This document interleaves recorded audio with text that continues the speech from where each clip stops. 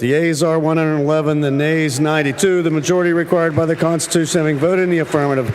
For the third straight year under a Republican-controlled legislature, a budget was passed on time and with no tax increases. House Bill 1437 is a $28.4 billion spending plan that gives more money to education and human services, yet keeps its increase over last year below the level of inflation. After the final vote, House Republicans felt this was a plan that meets taxpayers' expectations of state government. It's a very balanced approach. It really took into account the needs of our Pennsylvanians and the amount of money that the state brings in. So I think that it's a good balanced budget, and I was pleased to be able to vote yes. Governor Rendell went 0 for 8 for on-time budgets. We're 3 for 3 since coming into the majority. That's an obligation that we take seriously, and also the obligation we're not going to overtax and overspend. We're living within our means. We haven't raised taxes on working families or small businesses, and I think the priorities are in line with where our constituents want it to be. Education is a big winner in this year's plan. A record high of $10 billion in state dollars is invested in K-12 education. $22.5 million was also allocated for distressed school districts. Never before has there been this much money spent on education in the Commonwealth. A lot of folks know I'm a supporter of education.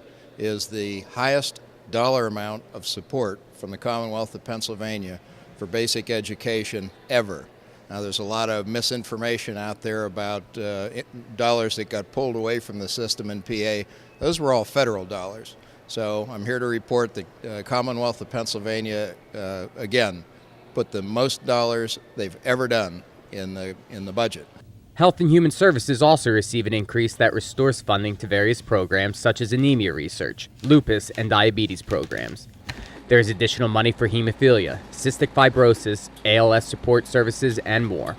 And nearly $50 million additional dollars will go towards further reducing the waiting lists for those with both physical and intellectual disabilities.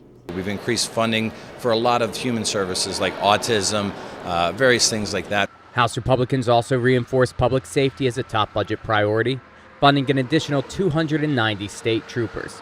This increase is particularly important for those rural areas where state police provide the only law enforcement service. We've been able to increase public safety because we're going to allow 300 more state police officers. Finally, House budget deliberations included a last-minute effort to force a premature expansion of federal Medicaid as required by Obamacare.